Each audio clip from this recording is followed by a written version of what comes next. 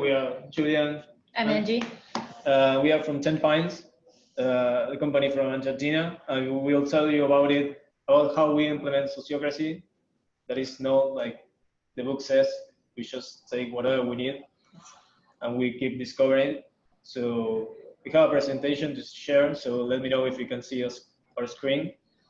You have to share it first. 1 second. So as I was saying, we are a software development company, been around for 10 years now. We are almost 70 people, not resources, like they said.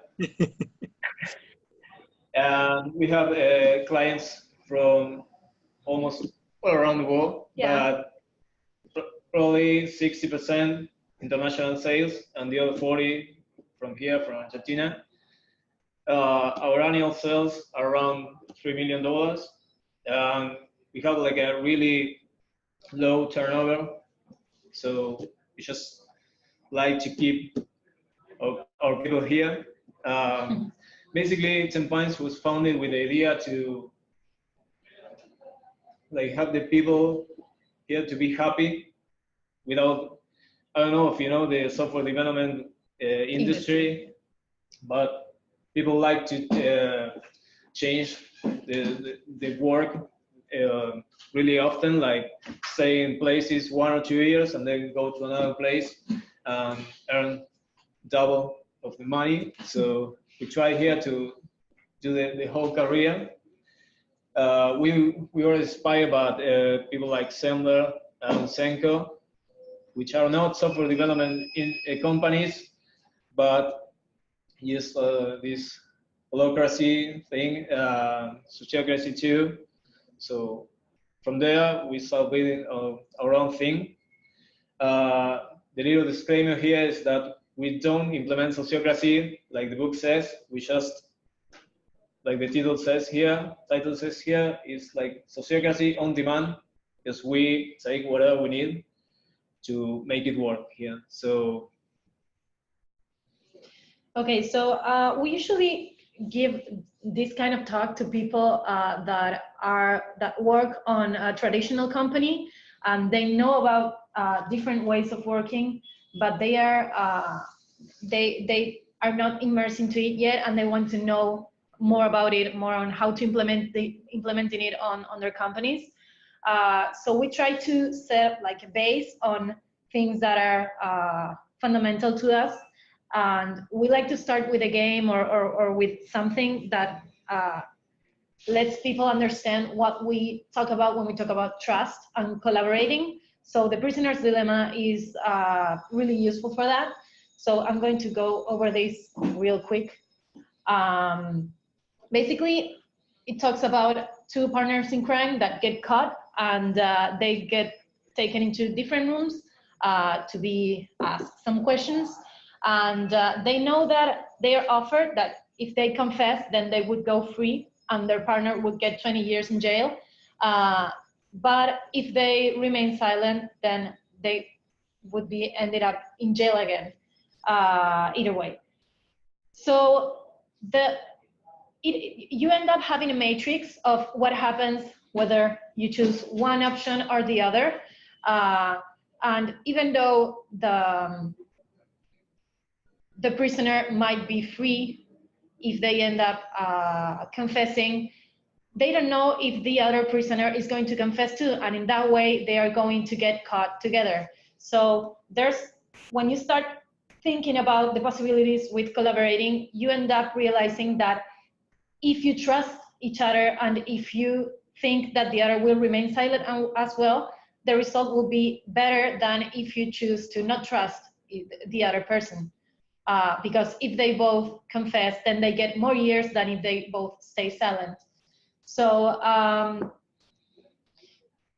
yeah, the thing is that two people might not cooperate even if it goes against their own interest, and that's when we like to talk about the zero-sum fallacy. This is talked about in the game theory.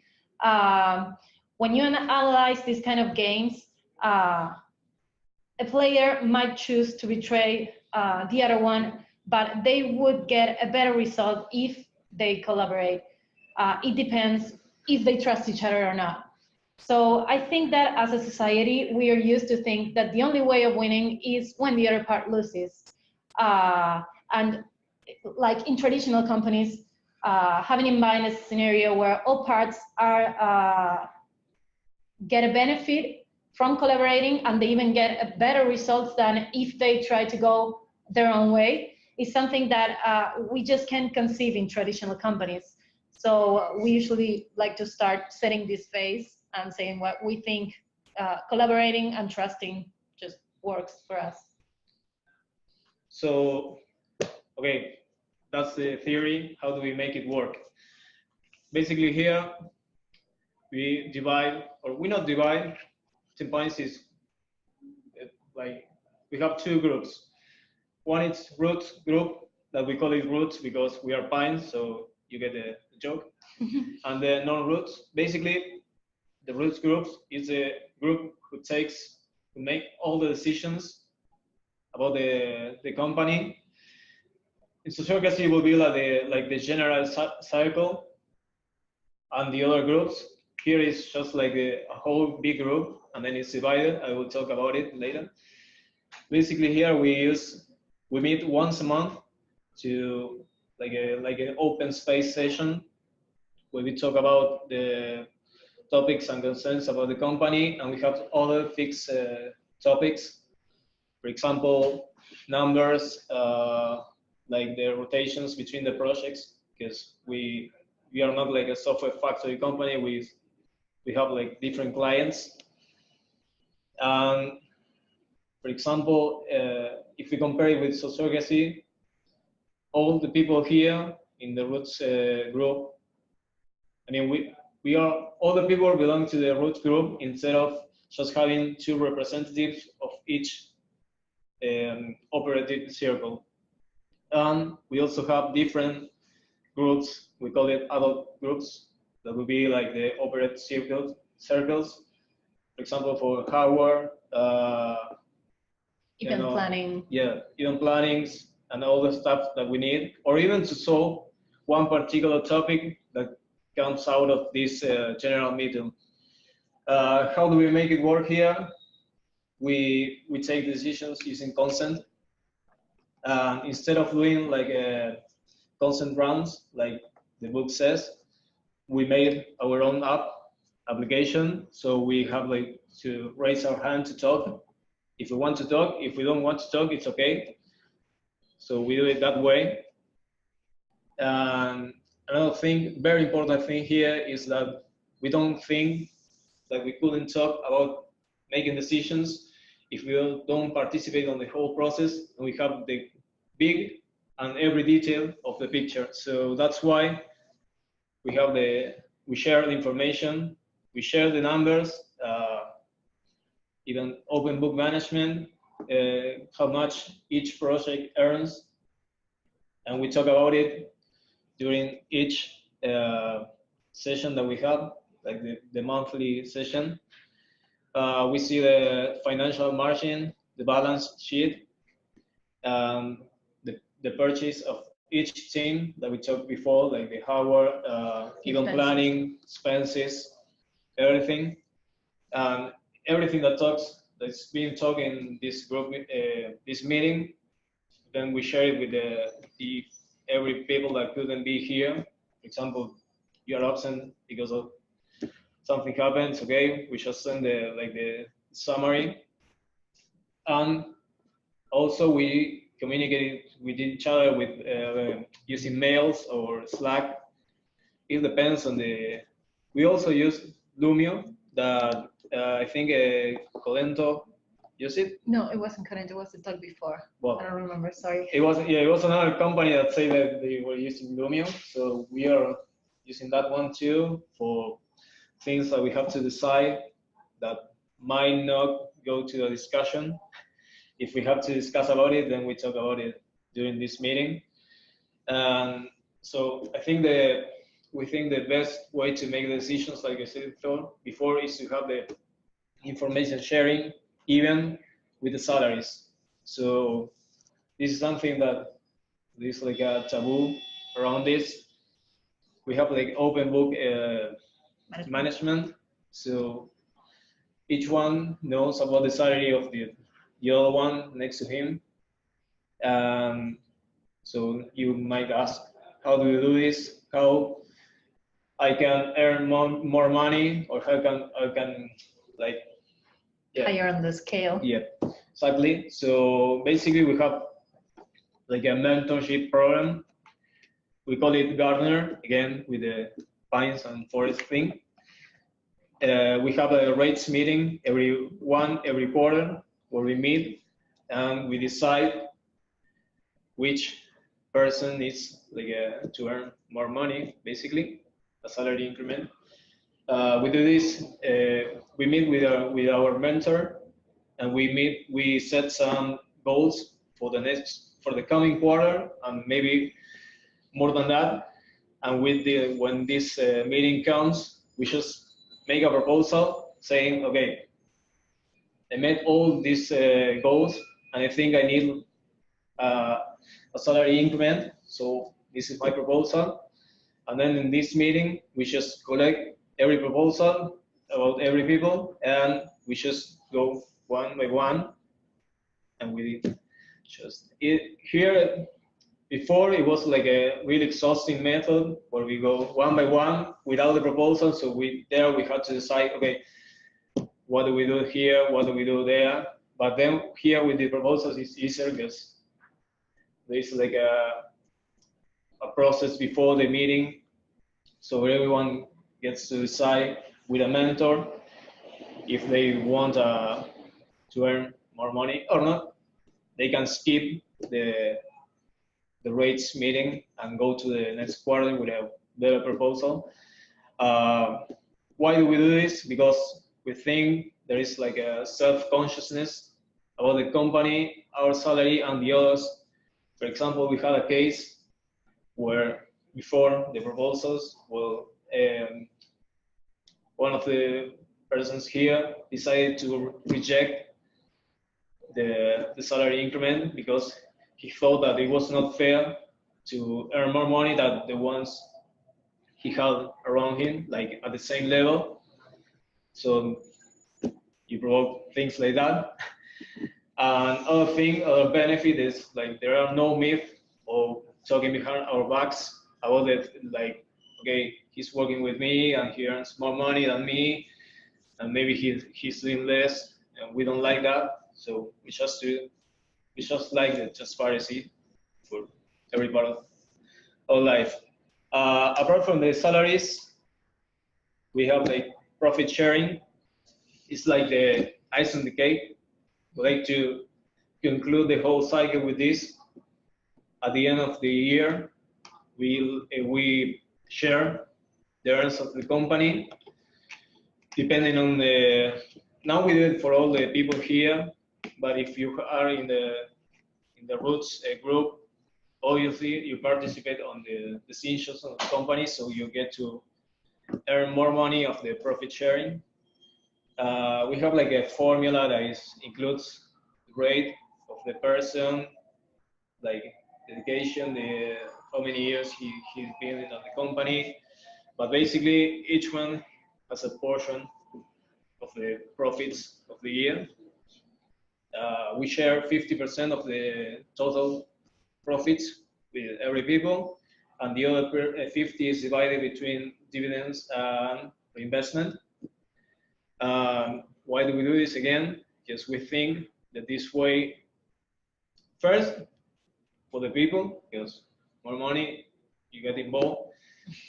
But more importantly, we think that this gets like completes the cycle, and then we think that the people gets like to feel like they are really part of the company and not just like a piece that could be replaced anytime. And you are like aware of the expenses and not to waste the money.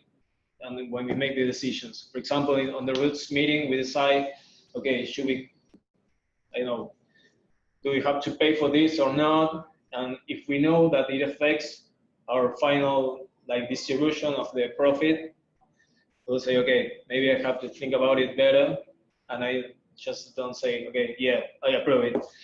So for everyone to make conscious decisions, we have to have the whole information and trust each other.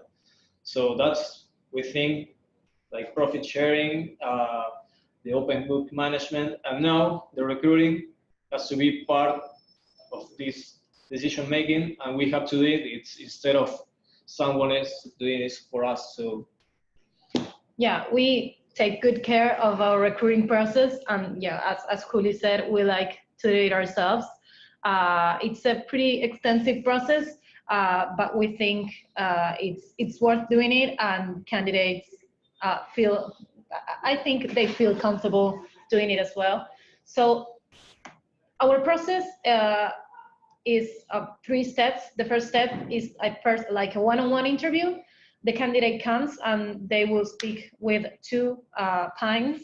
What we just like to know about their life, their interests, their programming experience, because well, we're a software company. But what we mostly try to see if that would be a good fit for our company, talking in terms of collaborating, teamwork, and like the technical skills can be learned along the way. So after that, they get a takeaway exercise. They do it at their home. They take the time they need to do it, and after it's done, they come back to talk with 2 different people that they interviewed them first, to talk about the exercise, why did they choose to do it that way, and just have like a relaxed conversation about it. And if the technical talk goes well, then we have a 3rd meeting that is a group interview. It's pretty much the same as the first one, but the difference is that everyone that wants to join the meeting at the company can do it. I think at least there are usually 15 to 20 people at those interviews. And it's the same idea. We would like to know about them, and mainly in that interview in particular, we would like them to know about us, and to have like a grasp of how it would be to work with us, because they can say that they don't want to work with us too, and we think that's valuable. That's why we really like that 3rd meeting. And well, if everything goes well after that, then they get a proposal, and then it's up to them. And something I didn't say, that we are more than 70 people now, and these meetings that Angie said, we are like more than 60 people in this roots group. So yeah, everyone there could go to the meeting if they want to. So it's not like just 15 or 20 people. It could go out to. Yeah, when I say 15 to 20 people, I mean people that can make the time to go, that don't have a meeting or something, but the meeting is open to everyone that wants to go there. And yeah, as a fun fact, I think most of the people that we end up rejecting are rejected at the 3rd meeting, because when we're there, we feel like there's something that might not end up matching with us. So yeah, do that. Well, other practices that we think make the culture of 10pines are some of the things that we have here pictured. One of the benefits that we have of working at 10pines is that you can have free home office whenever you feel like you want to work from your home, or you need to do it, or you want to go work somewhere else that's nicer, do a getaway for a week or 2. You can do it as long as your team is connected and they know how to reach you, and the client can count on you, then it's fine. Then on the top right, you can see people discussing. That's a part of our annual retreat. That's a meeting that we have, a yearly meeting that we have, where we talk about what we want for 10pines in short and long term. What are our fears, what are our desires, and everything. It's a meeting where it's a retreat where everyone attends, and we usually get pretty good results. And at least from all the retreats that I've been in so far, all of the things that we wanted to get like in a year, we got them just by like setting the goal. So it's really nice seeing that it actually you can actually accomplish things by working together. Well, other benefits. Every Friday, we have the afternoon off to work on things that we want, whether it's learning a new technology or giving a talk about something that you might find interesting in sharing, or whatever you think that could be worth for you or for the company, then you can do it in the afternoon. Then we have a system of crowdfunding system where everyone gets a certain amount of money monthly, and everyone can get it together for buying something that's nice for the office as well. One of the most important things that we have that's on the bottom, that picture is from one of our Friday stand-ups. Every Friday, the whole company gets together to talk about what happened in each team. So everyone knows what they are up to, if they had any problems, if they had anything funny or nice they want to share. And that's a really good way to keep everyone connected. So we know what is everybody working on. We also have yoga classes, football teams. Believe it or not, engineers, our software people are pretty active over here. We really like doing team stuff. Maybe some beer too. So. Yeah, some beer, but we didn't have a picture there. So. Okay, so to sum up, this is what 10 pines would look if we wanted force it into a sociocracy diagram. We have the general circle that its roots, and it compounds all of the other ad hoc or fixed groups that we talked about, the operative circles. One thing to note is that the root circle is something that everyone should get to eventually. It's not that there are some people that won't get there. People that are not a part of roots, it's probably because they joined the company a couple of months ago. So we would like them to focus first on their skills, their technical skills, and learning about the culture before getting into more like things about like managing a company. So well, we have the associates and masters are our mission circle. It's not that it's an exclusive circle, but since they are the most experienced and they are the ones that have been here the longer, we think it makes sense for them to be the ones that always like take the lead on when talking about vision. Yeah, but the most important activity or the mission is the retreat that Angie said in the previous slide. Yeah. Because we tend to talk about the coming year and maybe a longer time. So maybe more important than the associates and the masters are the retreats. Yeah. So more thing to note about here is there's a group that's kind of in and out of roots. That's the event planning. That was just to set as an example. There are some groups where people that are non-roots can join, just because it's not something that has critical information, and so they can start having a grasp of what it's like to be involved in those things that they are generally not related to. So yeah, I think that sums it up pretty much. So why do we choose this way of doing things, and why do we think others should do it as well? There are two main issues, two main points on that. The first one is regarding the future, and the second one is related to business. So talking about in terms of future, we just think it is the work of the future working like this. Like manual work is tending to be more automated, work is tending into more intellectual things. People are more appreciated now for their capabilities instead of intellectual capabilities more than their manual work. And yeah, we think it's the work of the future is based on learning capabilities. So yeah, one thing to note here is that the new generation has some traits that really get along with this way of thinking, the new organizations.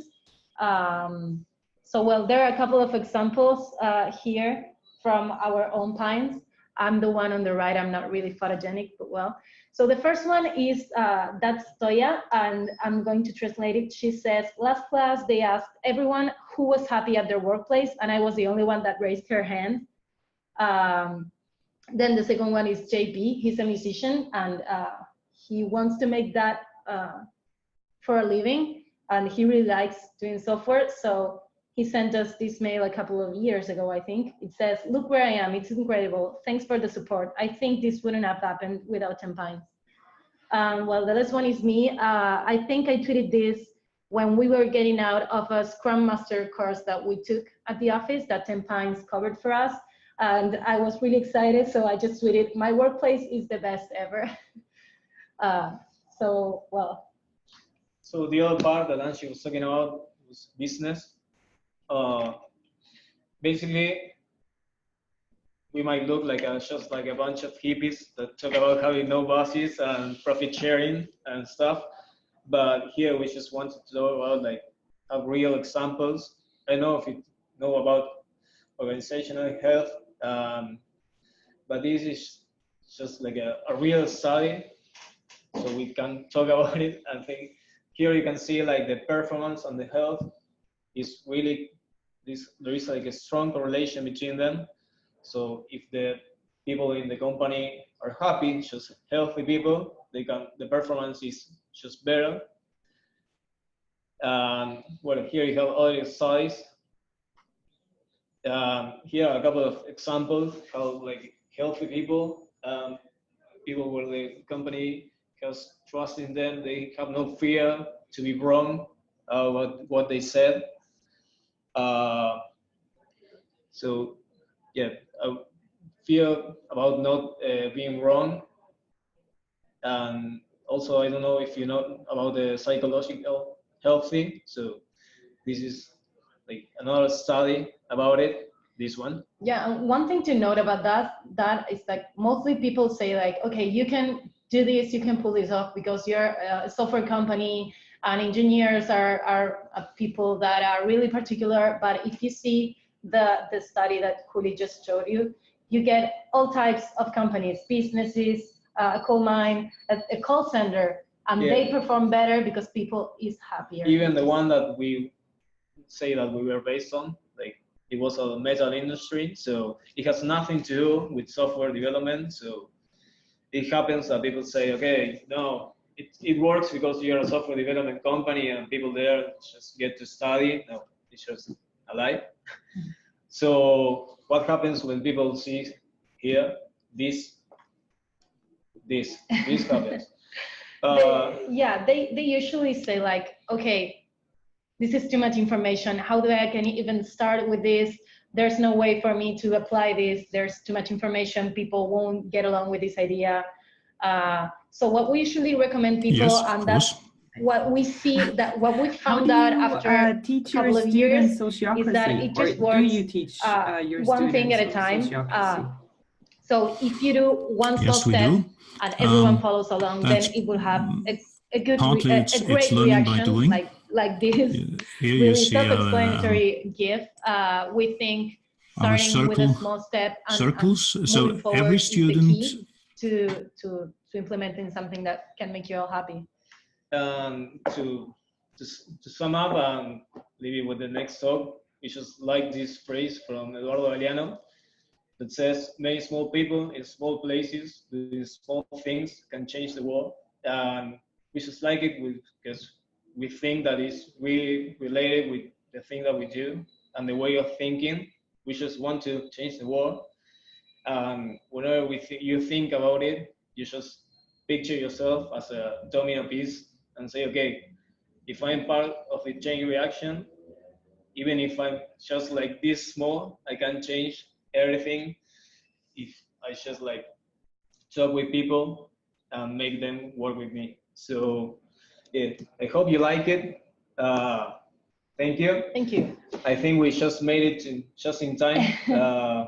And yeah, if any of you is a Spanish speaker or would like to give it a try, in 1 hour and a half, our mates Jorge and Xian are going to give the talk in Spanish. So. Ah, muy bien.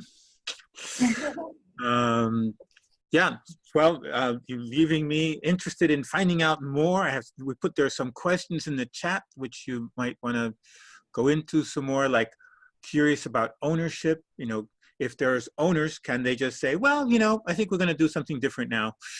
So there's a power issue if there's owners, and how are they limited or not by the rest of the members? But they are just like a part of the roots group. So it's like we have one vote, for example, if you want to picture that way, and they have the same weight on the decisions. So there are no like bosses. Yeah, so the groups that are created have what you could say it's a leader, but it's something that is created more in a proactive way, like someone is interested in leading that and people are okay with that, or maybe more than one people are interested in an activity. It can also happen that some other person is interested afterwards and someone has too many things on their plate, so they can step out and let other person in. So I don't think there's much ego issues. Okay.